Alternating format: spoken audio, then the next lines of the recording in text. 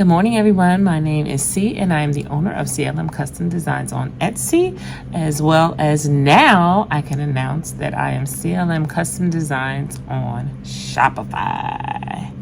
You are the first to hear that my Shopify has now dropped. So please go check it out.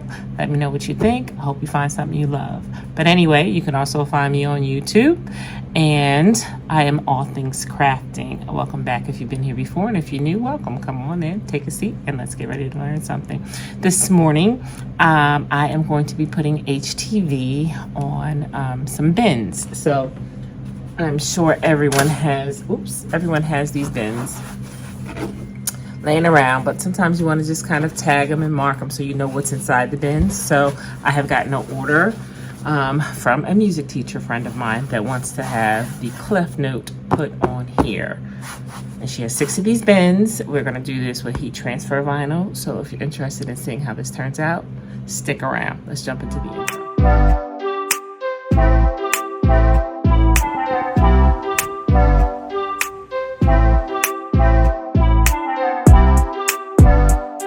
Okay guys, I am going to use this heat transfer vinyl. It's like a rainbow color, really pretty, kind of glittery. It picks up all the colors in the spectrum of the rainbow. So let me turn you around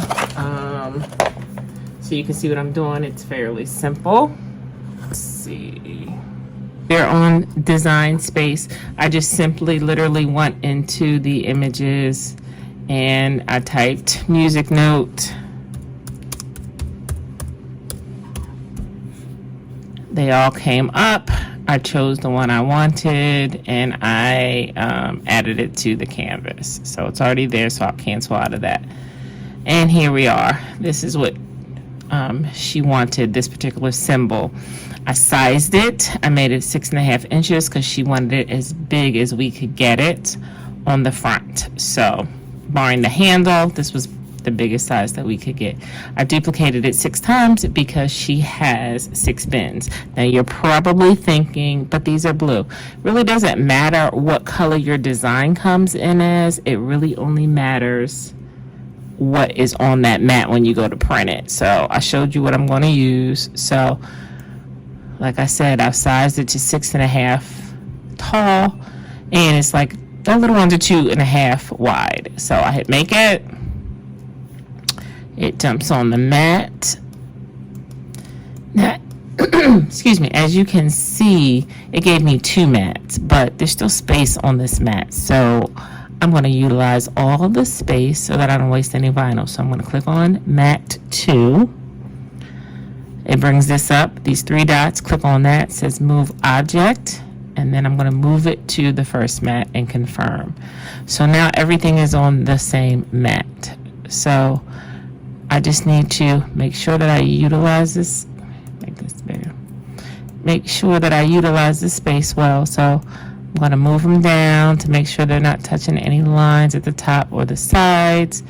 This one is turned horizontally, and this one is off to the side. But remember, we have to mirror it because every time you're doing heat transfer, it needs to be mirrored. So we're going to turn it around, and now we can get accurate spacing. All right. So now, as you can see, they really all can fit on one mat. So what I would suggest is whenever it gives you 2 mats, I would go back and reassess to see if you could get it all on one mat. That way it's so much simpler to cut. All right, we're going to continue. And it's going to cut, but I have cut it out in advance, so I will show you. So I've already cut it out. You probably can't really see it that well, maybe a little bit. And now we are at the weeding process. So let's get this weeded. I got my weeder that I am using. I've already trimmed off the excess vinyl.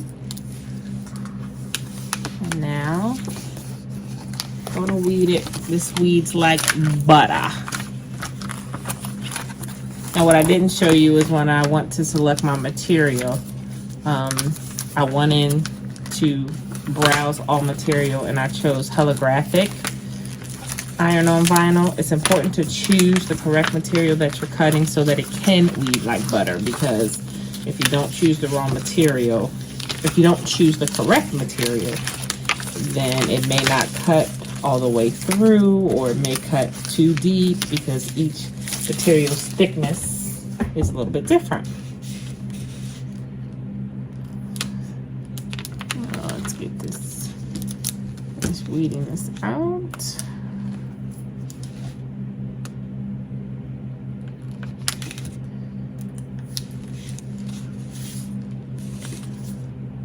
This is a fairly simple design, so it's not hard to weed.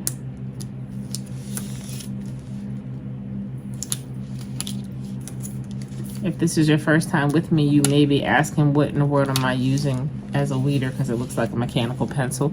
It actually is a mechanical pencil. I have just put a sewing needle in the tip. I've removed the lead.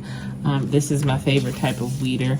I just find it to be very precise, easy to use, feels good in my hand, so that is what I use. But there's all types of weeders, and you can choose whatever works best for you. We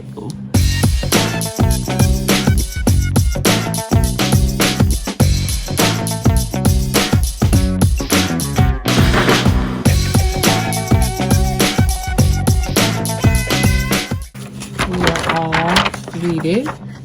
We have 6 clef notes. They are beautiful. And now I need to cut them out and get ready to press that on.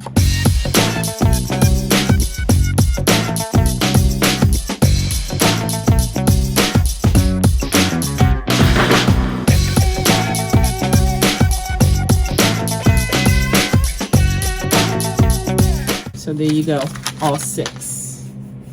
I'm going to heat up my heat press, pull out all my bends, and then I'll be right back with you. Okay guys, I've got all 6 of my bends over here. I'm using my pressing pillow inside. Don't know that I'll need it because this is cardboard, but just as an extra measure, I'm using that. I'm actually using my mini press on low because this material, I've used it before, and it can tend to melt. So I'm going to start with my mini press because I have more control over that, and I'm doing it on the low setting. I'm also going to use my Teflon sheet as an extra barrier because I really don't want to have to replace any of these bends. So let's see if it's going to work. All right, I get that centered there.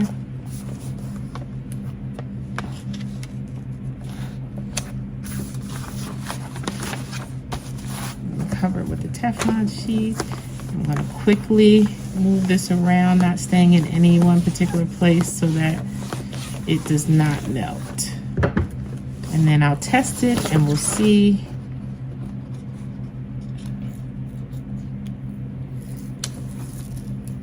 So I can tell it's not, as you can see, completely stuck down. So I am going to need some more heat.